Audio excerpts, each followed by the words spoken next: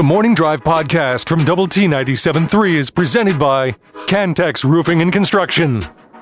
I'm Mike Hebert, owner of Cantex Roofing and Construction. Every day is game day, and we'll get it right when it comes to your roofing, construction, windows, and mirrors. Call Cantex Roofing and Construction today. Together, we are one serving you.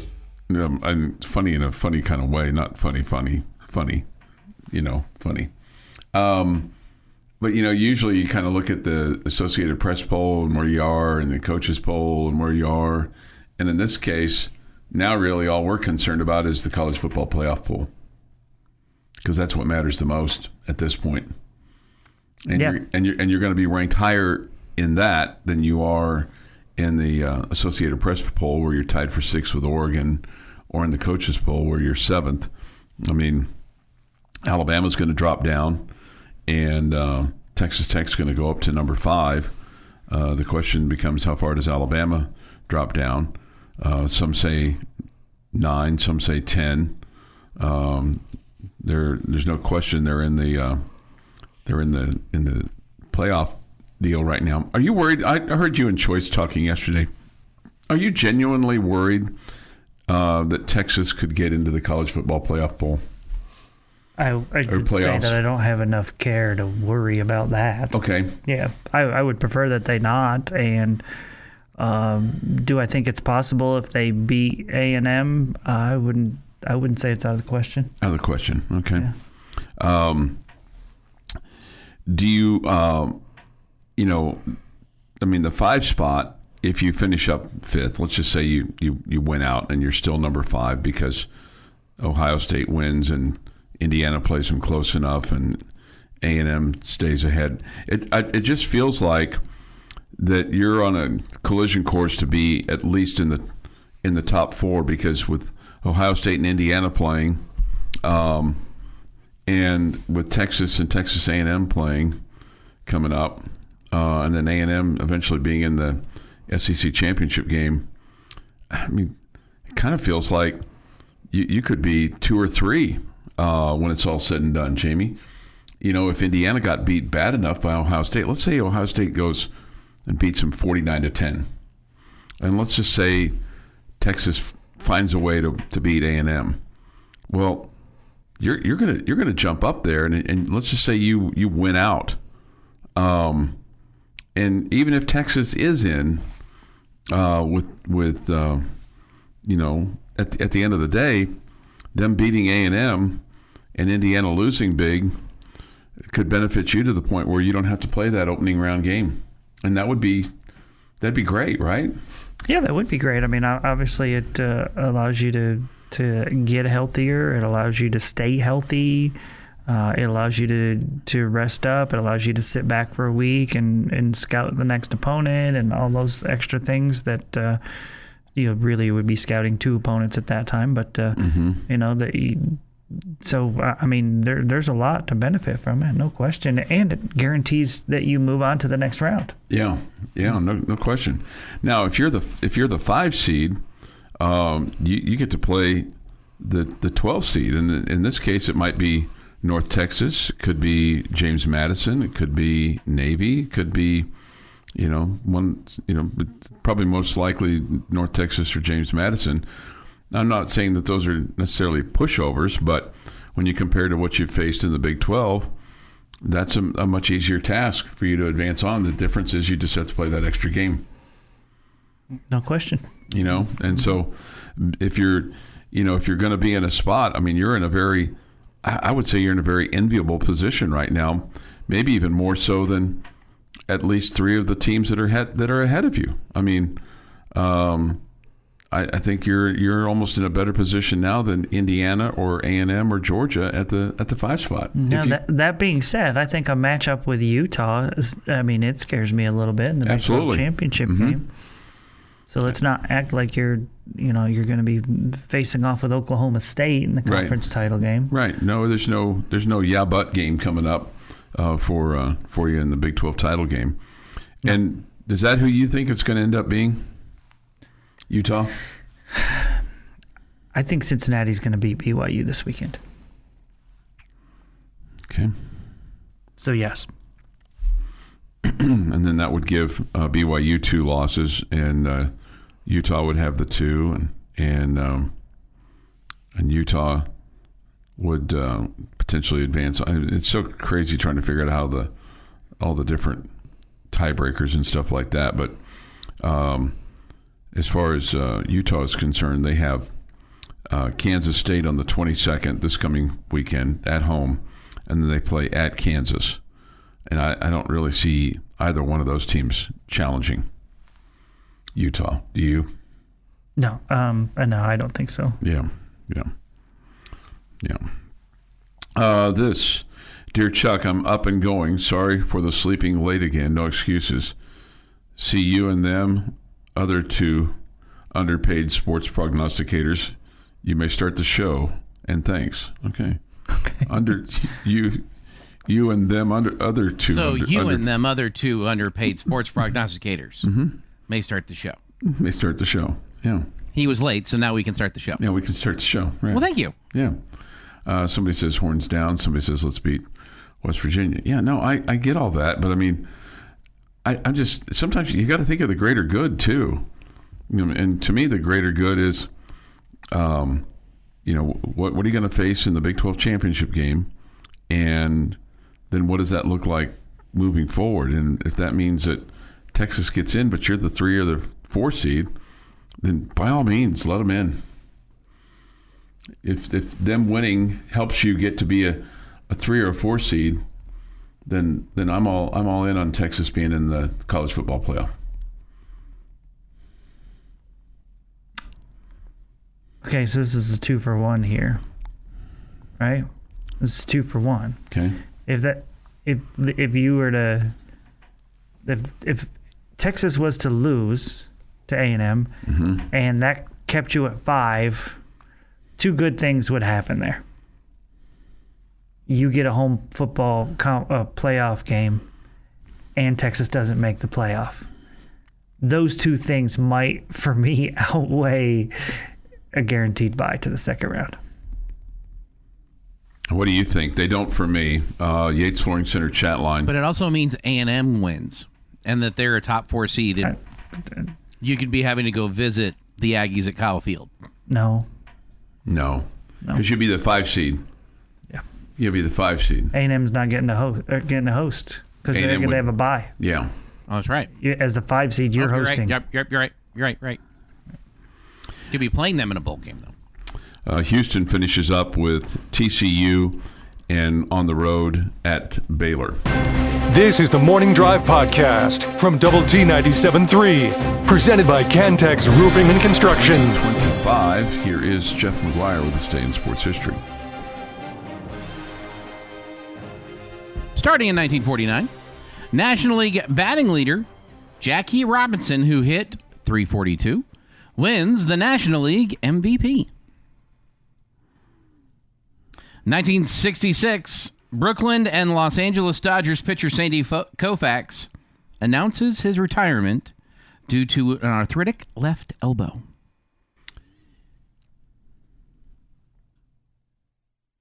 And he had a problem with his left arm with blood circulation too. That today would be surgically okay, would be fixed.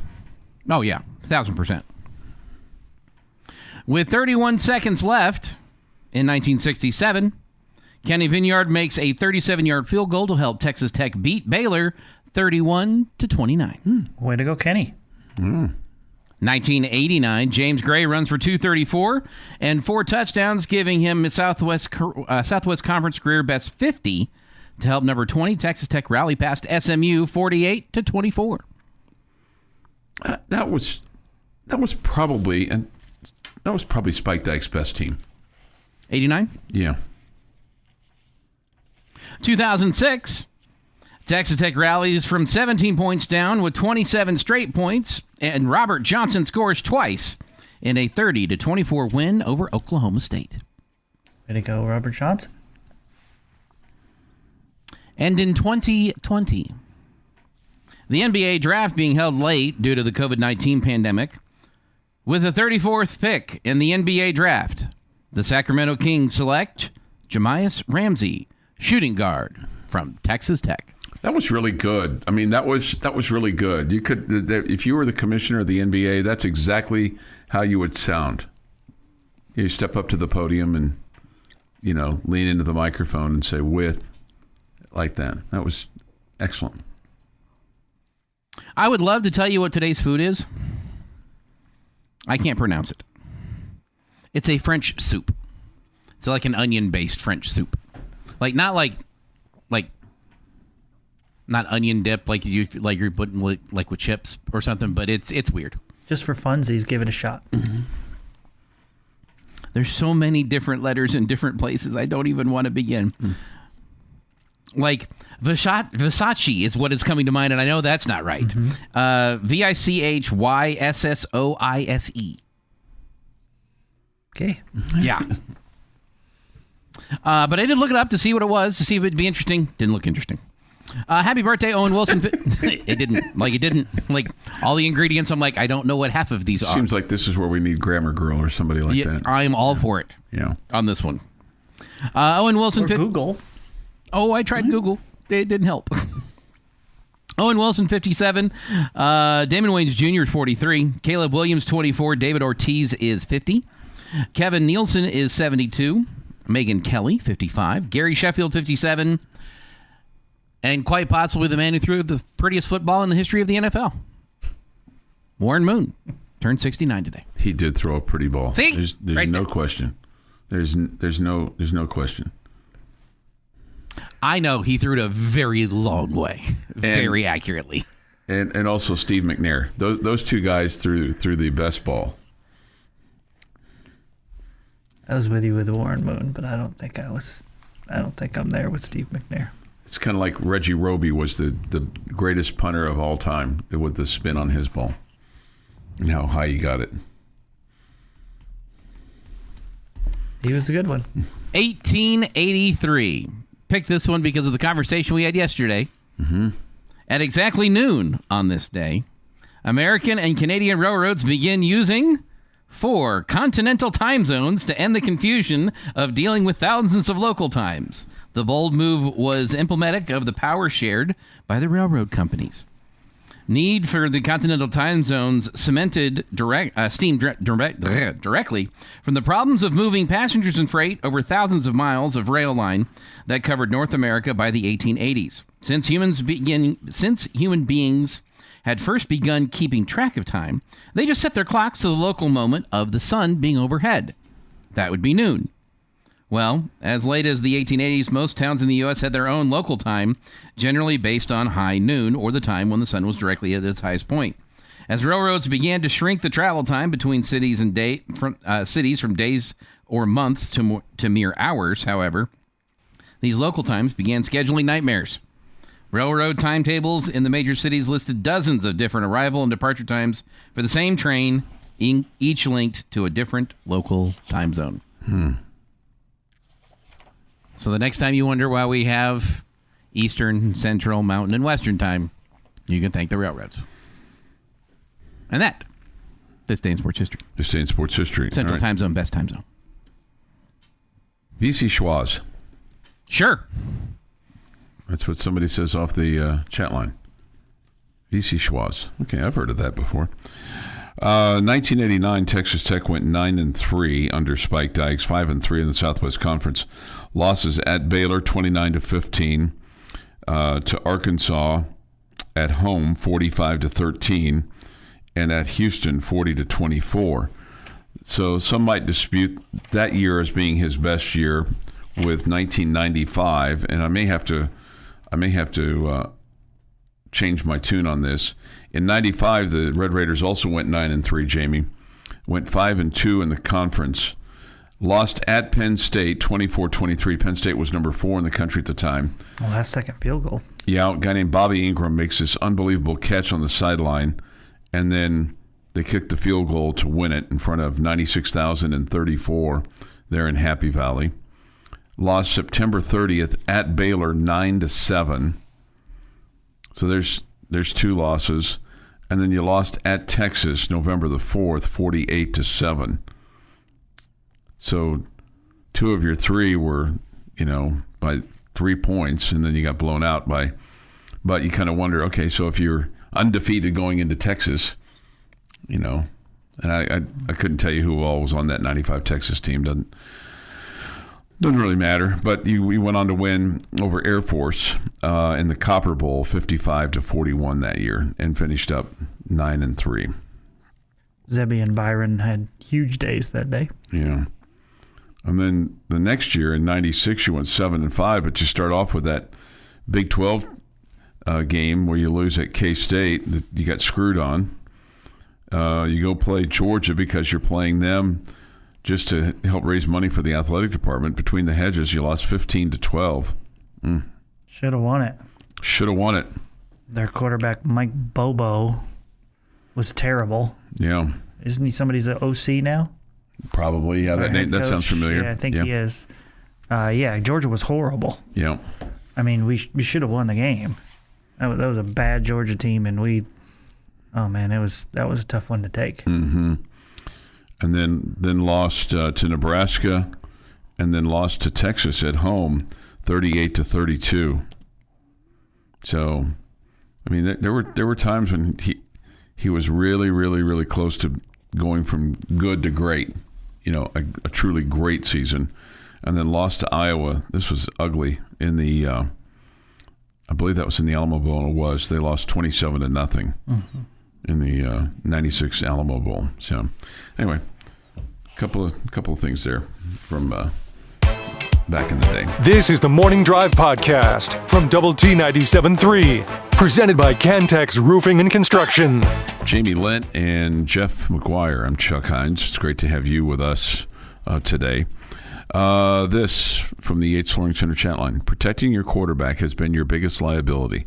Take the bye and give yourself the best chance to have a healthy quarterback. Okay. How many? Fair enough. That is fair enough. Mm-hmm.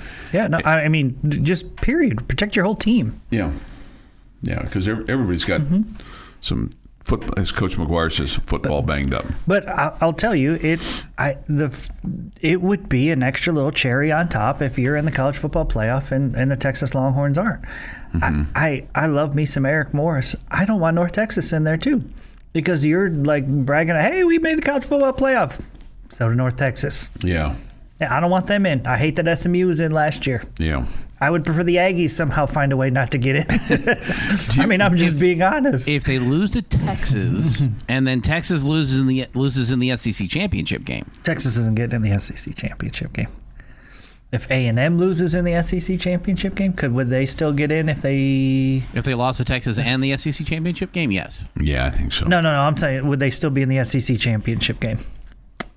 I think they would. Man, it's hard enough to try to keep track of the championship game. Don't make me figure out the SEC. Yeah. A&M 7-0, Georgia 7-1, Mississippi, Ole Miss is 6-1, Alabama's 6-1, Texas is 4-2. I don't know their tiebreakers, so I would think it would be hard for Texas to get to leapfrog.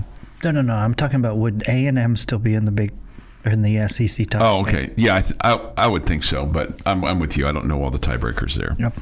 Or really care. And I don't care, yeah. Right? And I don't care. I have a hard enough time figuring out what's going to go with the Big 12. So let me ask you this: do you think that Texas Tech has to lose the Big 12 championship game? Let's just say you beat West Virginia in the Big 12 championship game. You're the home team, and no matter who you face, whether it's BYU or Utah. Do you think that team has to beat Tech to get into the college football playoff then, for two teams to be in the Big 12, from the Big 12 to be in the college football playoff?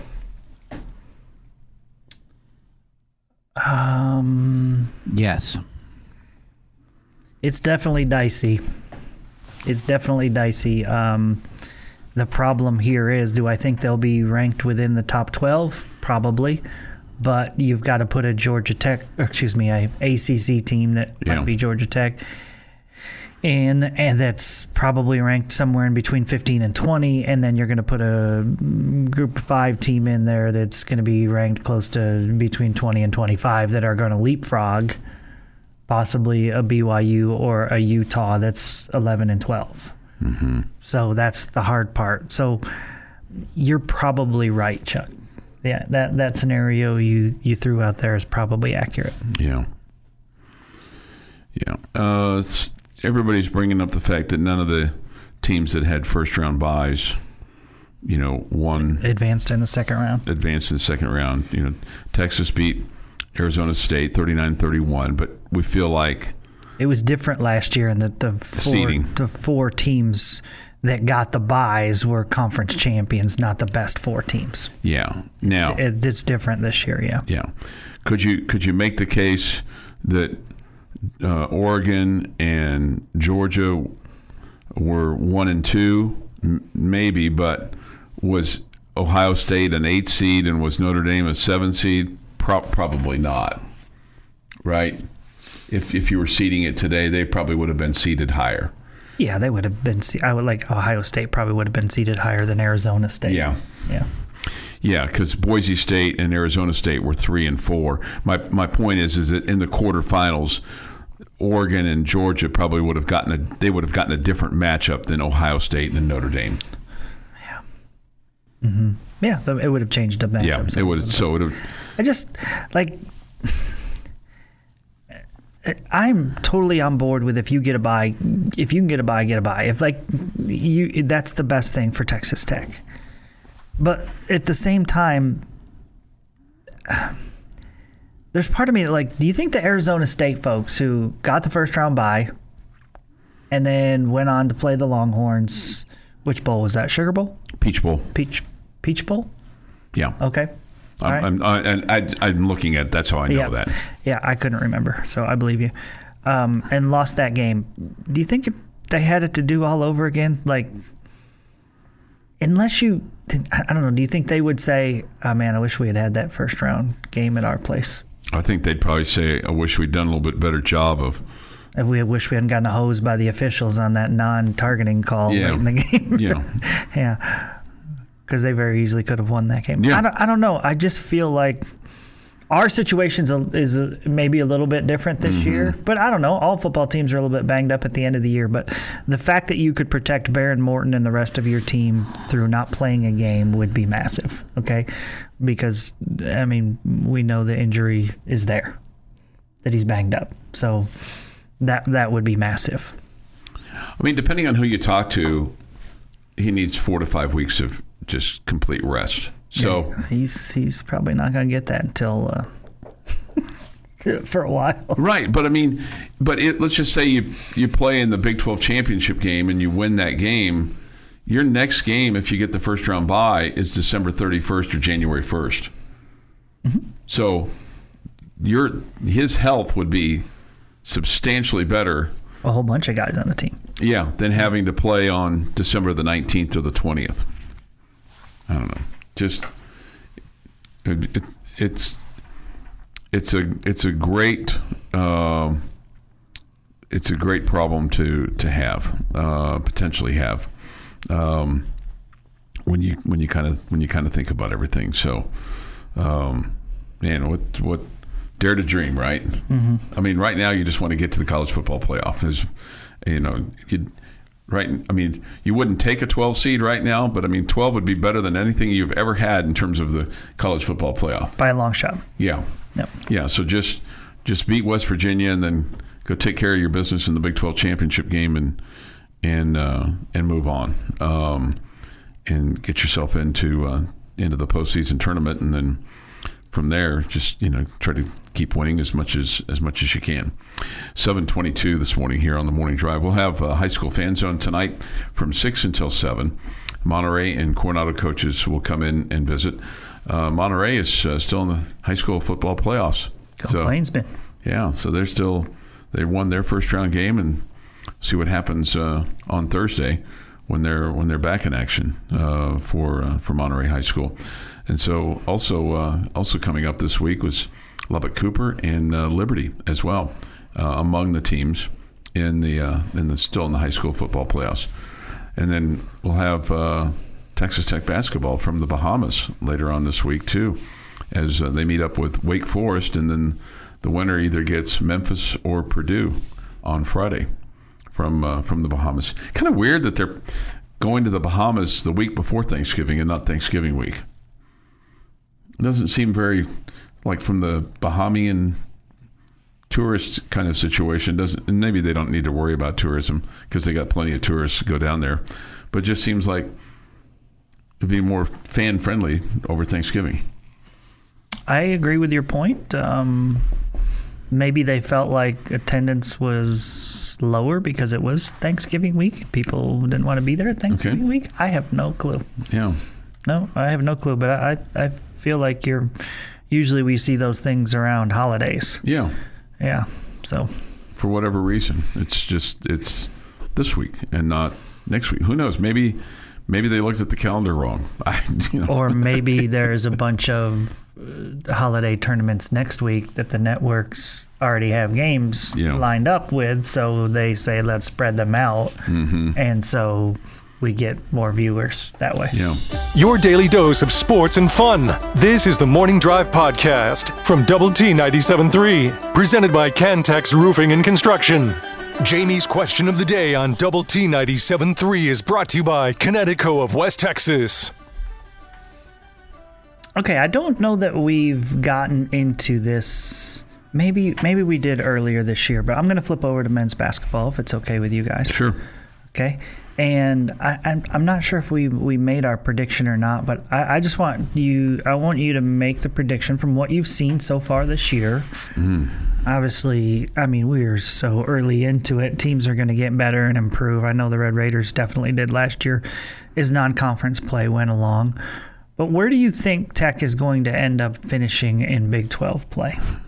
Not where will they finish in the NCAA tournament or how deep they're going to go, but where of the teams that you've seen and you've kind of got a gauge on, where do you think they fit? Man, I feel like that if you'd asked me this question before the Lindenwood game, I would have a different answer than what I'm going to have right now. And it's probably somewhat clouded because you haven't seen everybody yet, right? Just from the standpoint that your team has not been completely healthy. Okay, so all that having been said, let me. I think third. Is where I see you right now. Okay, who do you think's the two in front? I think Houston's in front of you. They seem to be the going away team. I hate saying BYU, but because I think I'm going to agree with Paul, who says that on the chat line: Houston, BYU, and then Texas Tech. Yeah, I'll say BYU. I think it goes Houston, BYU, Texas Tech. All right, Jeff. Part of this comes from the success he has had since he has been here. And I realize that it's a lot unreasonable for me to say this. But I'm not also going to be upset if he doesn't achieve these numbers. You're going to win the Big 12. And I say this with that kind of confidence, being the first year you were picked like 10th, 9th, something like that, ended up in the top 5. Second year, you were picked like 6th, ended up 2nd. This year, you're picked 2nd. The only thing else you can do to move up is to take the conference title. You have the Big 12 reigning player of the year. You have a really good roster. Yes, the Big 12 is insanely talented in basketball. It will be a dogfight every single game, but you are bringing a huge dog to the hunt. Bring it. Let's go win the Big 12 championship. I also know how hard that is, so I won't be upset if you finish 3rd. It's funny, Jeff's analogy there, Chuck, because I think after seeing some games this year, I think there are plenty of Red Raider fans that would say this team needs a little more dog in them. Mm-hmm. Is that fair to say? Yeah, I think so. Mm-hmm. Yeah, a little bit. They need to show a little more toughness, a little more physicality. Mm-hmm. We talked about that yesterday. Yeah, they need to show a little more dog. I think Arizona's been the most impressive team in the Big 12 this year. I would have them at number 1. I think Houston 2 for me. I'm going to put BYU 3, and I'm going to put the Red Raiders at 4 so far. So right now, I just from 2 weeks in, who has looked the best, who's got the most talent, all the above, I've got the Red Raiders at number 4. Okay. I haven't seen anything. I haven't seen Arizona play at all yet, but I mean, I know they're number 4 in the country, that they're 4-0 on the season. I've got a win over Florida. Yeah, big win over Florida, the defending champ. Yeah. Mm-hmm. So, and they had. It's probably the most impressive win so far in the Big 12. And then they won over UCLA as well, 69-65. But yeah, no question that the Florida win is the biggie. And as far as BYU is concerned, they beat Villanova. It's unranked. They beat Holy Cross. They beat Delaware, and then they lost in Boston to UConn, the number 3 team in the country. Yeah, that was 86-84. That was a good game. Yeah. So. Coach McCaslin needs to take a snapshot of the Big 12 standings right now and put it on the bulletin board just to motivate his guys, because you look at the standings and you see the Red Raiders second to the bottom with a 3-1 record, which just means you have a 5-0, a bunch of 4-0s, and a bunch of 3-1s and all that good stuff. So, and it's just so early, right? Yeah, exactly. And again, I feel like you improved a lot last year during non-conference play. So I'm not looking at the Red Raiders and saying they're, not going to be as good. I'm just going off of what I've seen so far this year. So it's funny because I feel like the Illinois game.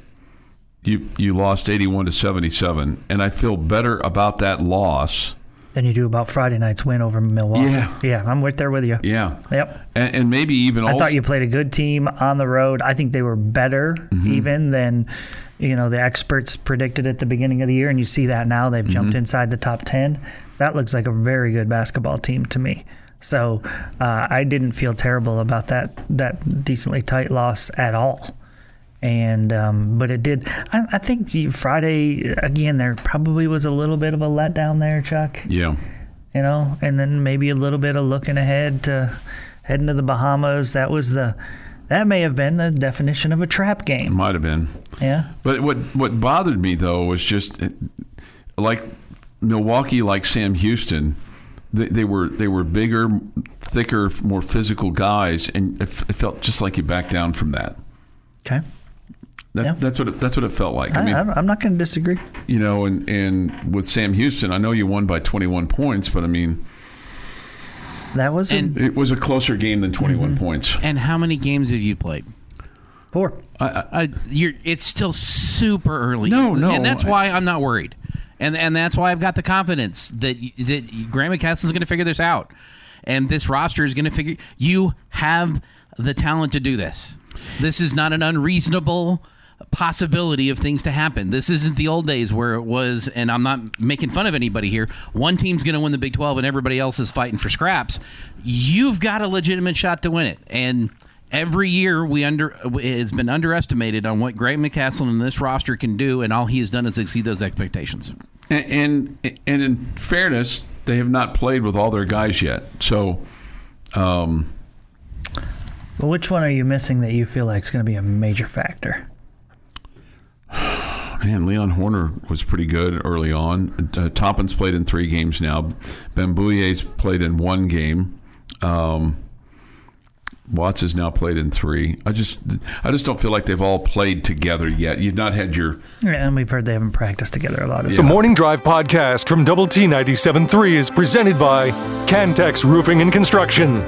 Jamie Lent and Jeff McGuire. I'm Chuck Heinz.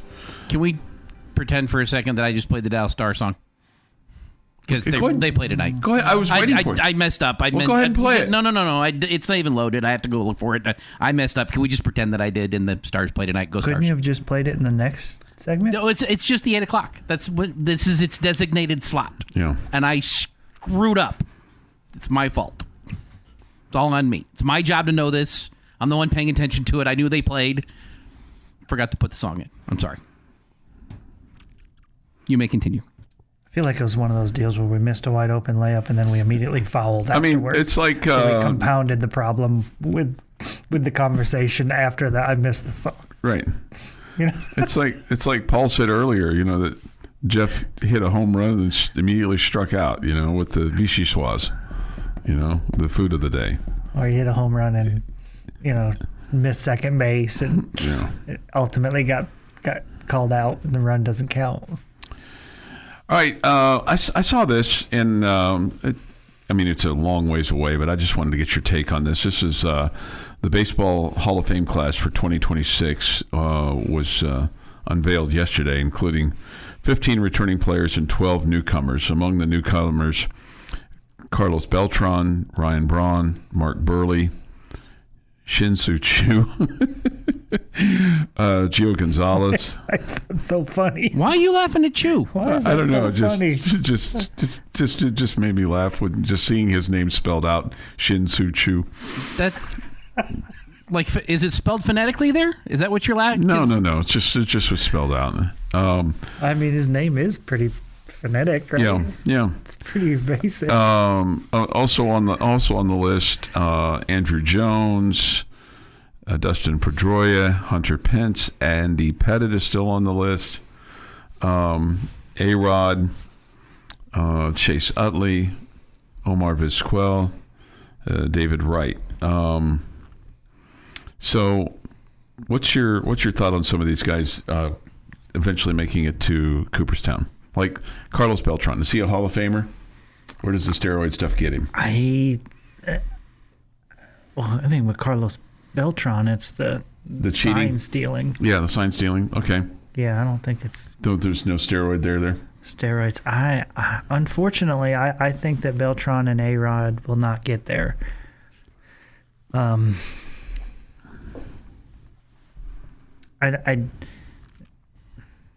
I think everybody on that list to me was a great player, and I would not be disappointed if anybody on that list got there. A lot of Hall of Extremely Goods. Cole Hamels. Yeah. It's really good. Yeah. Alex Gordon. He's probably not a Hall of Famer, right? He just never played for many teams that were That's fair. really good teams. There isn't anybody. What about Hunter Pence? He won some World Series and was a clutch guy, and I thought he was a really good player. Probably not a Hall of Famer. All of them don't deserve it, but all of them were great. How about Andy Pettit? How about Manny Ramirez? Is he? Manny's steroids are going to keep him out. Multiple steroid. Yeah.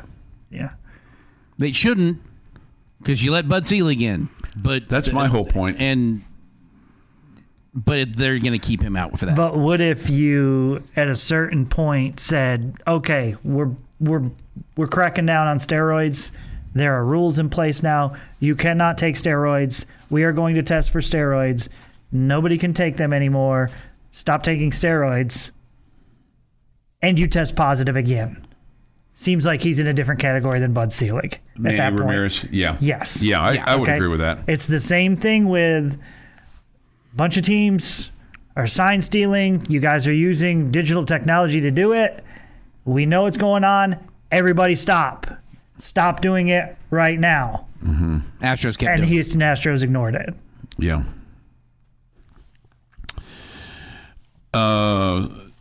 I don't know that there's anybody on that list that I would be upset with if they got in the Hall of Fame. Yep, same with me. I don't know. I've got a special place in my heart for Mark Burley. I don't expect him to make it, but he would be the one I would champion. Okay, so what about... First choice, I think there would be Andrew Jones. Mm-hmm. Andy Pettit would be high on the list, too, because of how good he was in the postseason. But really, his overall numbers for his career aren't just they don't blow you away. But you don't think... At one point, he had the record for most postseason wins in Major League history. Now, extra rounds of the playoffs helped Andy Pettit. And being on some really good Yankees teams. He benefited from all of that. Who are the newcomers on the list? Because those are the guys. I don't know that anybody is going to jump on from the guys that are coming up. I wanted to go back to Pettit just for a second. Do you feel like that it's not going to keep him out? The steroid stuff's not going to keep him out, is it? I do not think so at all. It's more because he came clean. Because he came clean, right? He admitted to it. He told why, and I mean, immediately was forgiven. Yeah, it felt like he doesn't have that stink on him at all. Yeah. Instead, he just he became real. He's a human who made a mistake, just like the rest of us do, and he owned up to it. Cole Hamels is the top candidate. Yeah. They say 163, 122, an ERA of 3.43. Man, I would tell you this: if Cole Hamels, let's see, this is what 2025. Yes. 2005. If Cole Hamels had those numbers when he left at 2005, he would not be considered a Hall of Famer at 163 and 122. Mm-hmm. Probably not, no. Okay. But this is modern day baseball. I know. 4-time All-Star, World Series MVP. What about Ryan Braun?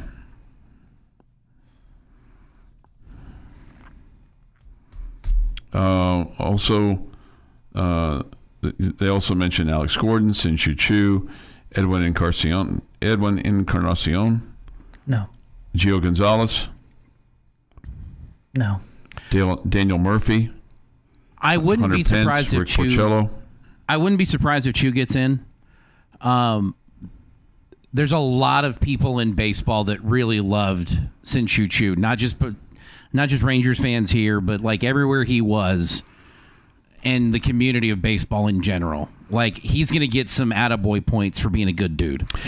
This article says of the newbies, only one will make it, and that's Hamels, but he'll take a long time. None will make it, right out of the chute. Yeah, I wouldn't put you in the category of a Hall of Famer. This has been the Morning Drive Podcast, presented by Cantex Roofing and Construction. Check out our library of Double T 97.3 podcasts at doublet973.com.